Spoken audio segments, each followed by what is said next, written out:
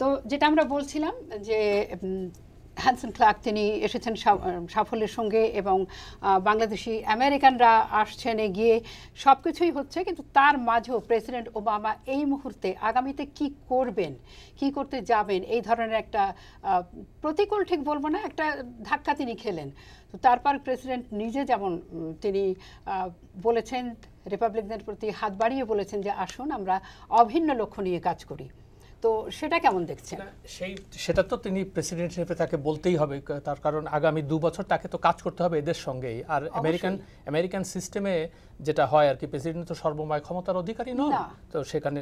আর এই প্রসঙ্গে একটা কথা বলি, মিচ ম্যাকনেল যিনি রিপাবলিকানদের নেতা সিনেটে, তিনি কিন্তু পরিষ্কার বলেছেন ইলেকশনের আগে এবং সবসময় বলে আসছেন যে আমাদের একটাই কাজ হবে যাতে ওবামা দ্বিতীয় টার্মে আর নির্বাচিত না হতে পারেন। এটা কিন্তু তিনি ব্লান্টলি বলেছেন। এবং টি পার্টির যে মুভমেন্ট বা এদের কিন্তু সবার কথার মধ্যে তাদের কিন্তু একটাই কথা যে আমাদের আর কিছু না, আমাদের এই ওবামাকে যেভাবে বাধা দিতেই হবে। আসাদ, এটা তো পলিটিক্যাল স্লোগান।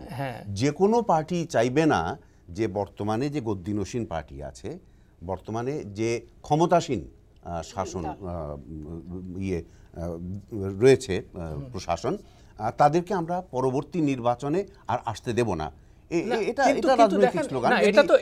রিপাবলিকান প্রেসিডেন্ট হতেন তাহলে ডেমোক্রেটরা এই কথা বলতেন, এটা স্বাভাবিক। কিন্তু ওবামা তাকে নাম ধরে ধরে বলছে বারবার করে যে তাকে আমরা কিছুতেই আসতে দিব না, তার কারণ সে একটা মুসলিম এবং সে একটা কমিউনিস্ট সোশ্যালিস্ট। আমাদের এই যে জিনিসটা, এগুলো কিন্তু আমরা আগে কখনো আমেরিকান পলিটিক্সে এইরকম ব্লান্টলি এইভাবে বলতে শুনিনি।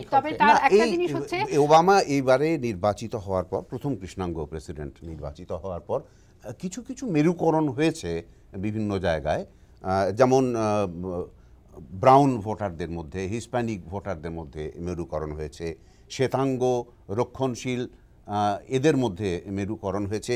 এটা তো ঠিক, কিন্তু সেই সঙ্গে এটাও আমাদেরকে বুঝতে হবে যে হোয়াইট হাউসে যিনি আছেন প্রথম মেয়াদের যে প্রেসিডেন্ট, প্রথম 2 বছর, তার জন্যে সব কিছু বেশ কঠিন হয় এবং সেটা কোনো অবস্থাতেই এটা সূচক না যে এই প্রেসিডেন্ট দ্বিতীয় মেয়াদে যাবে না। এটা কেউ বলতে পারে না। আমরা এবার একটা আশার বাণী নিয়েই আজকের এই আলোচনা শেষ করতে চাই।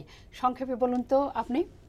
আমার মনে হয় যে এটা ওবামার জন্য সুফল বয়ে আনবে, তার কারণ আগামী ইলেকশনে সে বলতে পারবে যে দেখো আমি তো চেষ্টা করেছিলাম তোমাদের জন্য, কিন্তু এই রিপাবলিকানরা দেখো আমাদেরকে করতে দিল না। কিন্তু এমনও হতে পারে 2012 সালে সেই মোড় ঘুরে যেতে পারে। হ্যাঁ, সেটারই সম্ভাবনা, সেটা আমরা 1993 সালে 96তে দেখেছি। আমি দুটো জিনিস বলতে চাই, সেটা হচ্ছে যে ওয়াল স্ট্রিটে যেখানে ওবামা প্রশাসন নিয়মরীতি ঠিক করার কথা বলছিলেন তখন রিপাবলিকানরা এটাকে মোড় ঘুরিয়ে বলেছে এটা সমাজতান্ত্রিক বলি।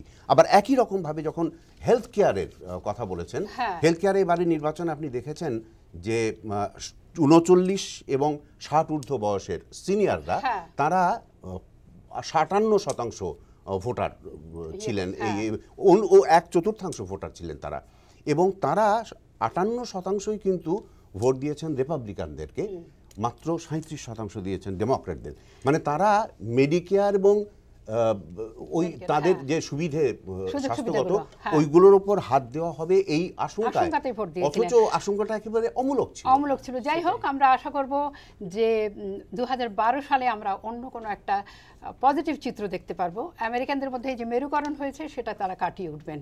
তো সরকার কবিরউদ্দিন, আরশাদ মাহমুদ, আজকে আলোচনায় যোগ দেওয়ার জন্য আপনাদের অনেক অনেক ধন্যবাদ। আপনাকেও ধন্যবাদ, এবং আমরা সবাই সেই আশাতেই থাকবো যে একটা পজিটিভ কিছু হবে। ধন্যবাদ। শুধু আজকের আলোচনা শুনলেন যুক্তরাষ্ট্রে মধ্যমেয়াদী নির্বাচন সম্পর্কে। সবার জন্য আবারও শুভেচ্ছা রইল। Rokeya Haider, voice of America, Washington বার্তা।